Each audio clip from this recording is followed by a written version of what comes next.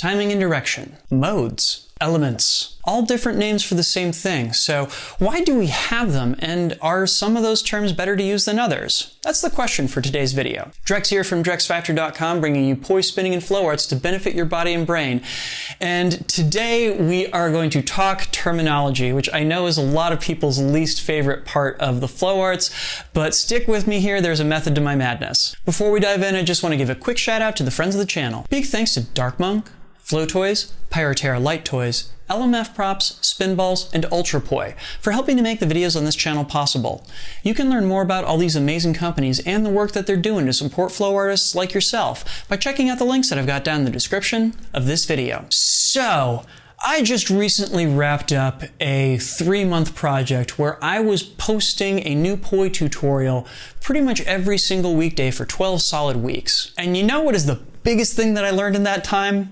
That when we talk about timing and direction combinations, it's a mouthful, and I have to say it a lot when I'm teaching poi.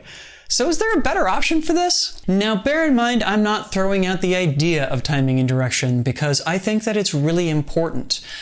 It is one of the first things that I learned in that first year that I was spinning poi and everything, and once I grasped what it meant, I also grasped how important it was to what we do. In brief, for those of you out there who avoid jargon like the plague or are just now coming into this world, here's what timing and direction means. So timing and direction is basically a system wherein we talk about two objects that are both spinning around the same center point, and the different ways that we can understand their motion relative to each other. When we talk about timing, we're basically talking about how the poi are phased in comparison to each other moving. That is, whether they're phased apart or together. And the direction part of it really just refers to whether they happen to be going in the same direction around that center object, or they're going in opposite directions around that center object. That is the path they're on really the same one, or are they going in directions that go straight past each other? So directions are pretty easy to figure out. There's only two ways that that can work. It's either the poi are moving in the same direction or they're moving in opposite directions. Timing is a little trickier because technically speaking, there's an infinite number of timings that we could use. There's an infinite number of ways that those two poi could be phased with regard to each other. But we really tend to focus on only the most extreme timings. That is, when the poi are phased furthest away from each other or when they're phased the closest to each other. We refer to these, of course, as split time and either together or same time, depending on when you learn the term. There are, of course, other timings that occasionally come into our world. For a while, quarter timing was something that was kind of the new fad. Also, as 3-poi has been taking off, there are certainly instances in which we're working with triple time, or if you want to think of it, 1/3 time. But for the most part, poi theory has focused on just those two directions and those two timings. And by combining them together into a little matrix diagram, we can come up with 4 possible ways that they can be combined together. We refer to these as timing and direction combinations. And that's a mouthful. Now don't get me wrong, I love the idea, but wow, do we have an awful tendency to use way too many syllables when just 1 or 2 will do. And there's also, of course, some kind of weird variations in this terminology depending upon where and when you happen to learn about this concept. I first got it through Nick Woolsey's videos way back in the late aughts, like 2007, 2008-ish, where he would refer to same time, same direction, same time opposites, split time, same direction, and split time opposites. And I found as I was writing these out in notebooks and trying to abbreviate them that I would run into a problem. Namely, if I wanted to write down same time, same direction, it would just be abbreviated SS. Whereas if I wanted to do split time, same direction, again, it would come out being SS. So I'd have to do like SPS or something like that. It wasn't very elegant. But Vulcan Tech Gospel took the same framework and changed the terminology slightly to make it a little bit more elegant. Now, rather than talking about same timing, there was together timing. So the 4 timing and direction combinations turned out to be together same, together opposite, split time same direction, and split time opposites, which is so much easier to abbreviate in your notes. So this is the way that I've been talking about timing and direction now for the better part of a decade. And of course, referring to each of those different items as timing and direction combinations. And as we just saw in my series during quarantine and everything, that meant that I had to say timing and direction combinations way too many times. But it turns out that there are alternatives. For one thing, Nick Woolsey decided a few years ago to change the way that he was using terminology in timing and direction.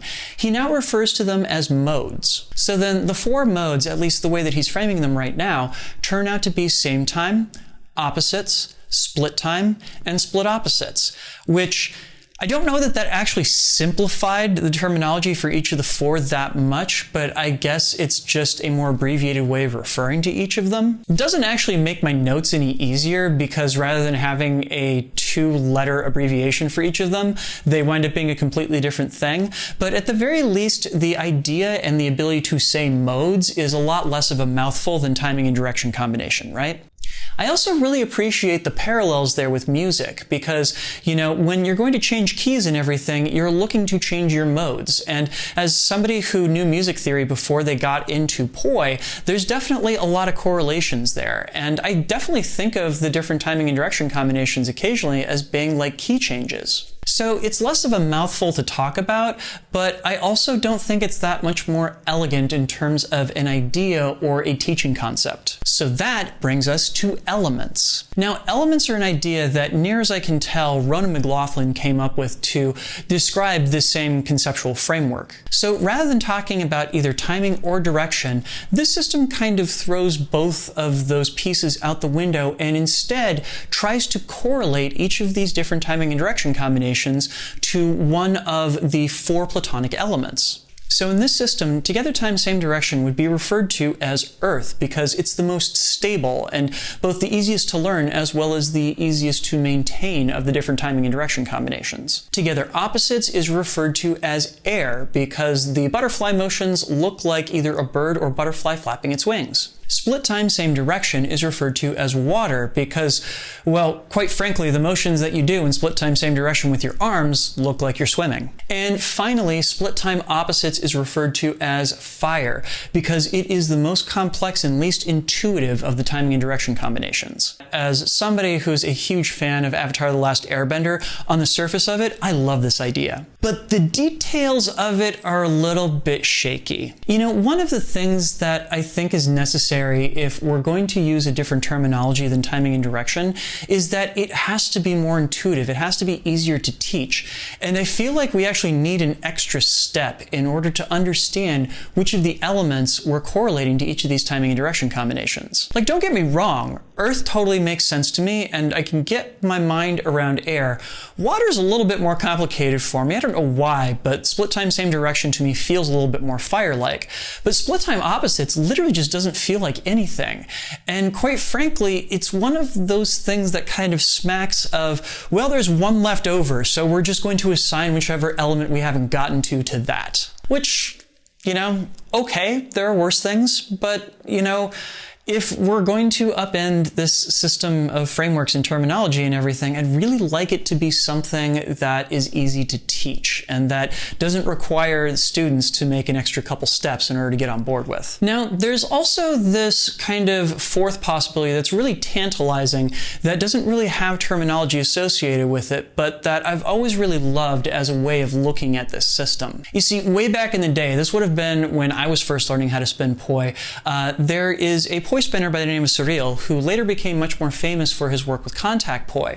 But he released this very fascinating paper where he was talking about the different timing and direction combinations as functions of symmetry. Namely, he noticed that when we spin in together same, there's this doubling effect that comes out of it. Namely, we kind of see 2 shapes that are the same place right next to each other. And of course, in together opposites, we create these shapes that seem to reflect across a center axis of symmetry that's vertical. In split time opposites, we tend to be working with shapes that are reflected across a horizontal axis of symmetry. And in split time, same direction, that axis of symmetry seems to be constantly moving, or alternatively, we can think of it as just a center point of symmetry, where shapes are being created on either side of it simultaneously.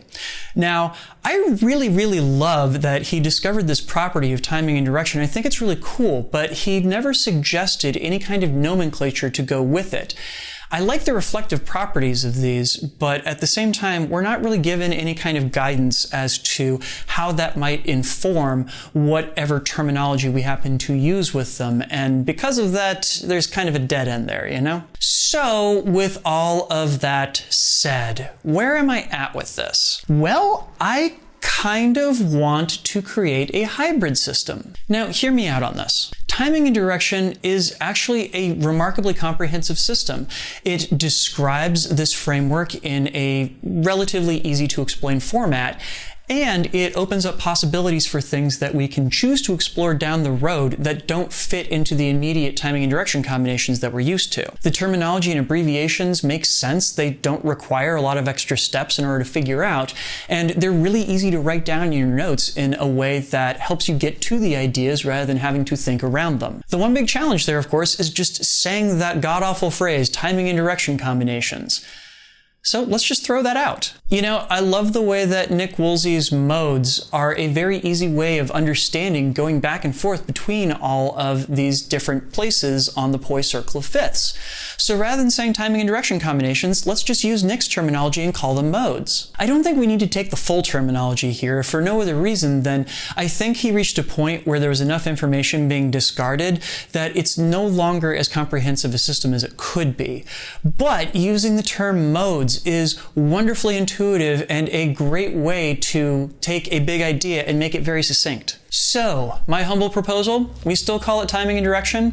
We still refer to all the different combinations thereof as together same, together opposite, split time same direction, and split time opposites.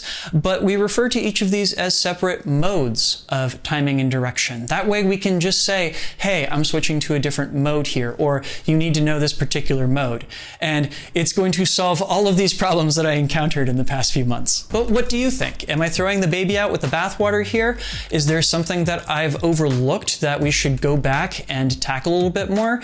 Am I just totally out of my mind and not being able to see how simple a system the whole elements thing is? Let me know down in the comments. And of course, do you have suggestions as to how we can tackle this problem in a much more comprehensive way? I would love to hear it. In the meantime, please make sure to like, comment, share, and subscribe, all that wonderful stuff, to make sure that other people who might be wrestling with these questions can find this video. Hey friends, this is Drex from the future, just reminding you that DrexFest 2020 is coming up the weekend of July 11th. Please go grab your tickets over at crowdcast.io/e/DrexFest2020. We started announcing the lineup, which at this point includes Liz Knights, as well as Nick Woolsey, Joe Faid, and as of this morning, I believe that we've announced Iman Musso as a fan instructor and everything, plus which a local band called Flower Bomb. I'm super excited and I hope you are too. So go grab those tickets today. Thanks. And of course, a big thanks to my wonderful supporters on Patreon. They are the reason that this video and all the videos on my channel exist. It is one of those things that I am kind of lucky that I have the problem that I spent 3 months trying to think of a better way to talk about timing and direction, specifically because the support that I have been getting through Patreon allowed me to get through that quarantine without being super stressed about money. And I have all of my wonderful supporters out there to thank for that. If you enjoyed this video and you would like to see more like it, you can sign up to support this effort over at patreon.com/DrexFactorPoi. You can get early access to all of my content as well as a say in topics I tackle in the future. This particular video actually was something that people voted on. Also, I sometimes post some great behind the scenes stuff too, so check that out, please and thank you. Awesome, thanks for sitting through there with me as I think way too much about the terminology that we're using and everything. I've included links to some references down below to some of the things that I've been talking about. Nick Woolsey's videos, some Vulcan Tech Gospel stuff, Surreal's paper on poisymmetry and everything. So go check that out if you want to go deeper down this rabbit hole with me, yeah? Awesome. Thanks and have a good one. Peace.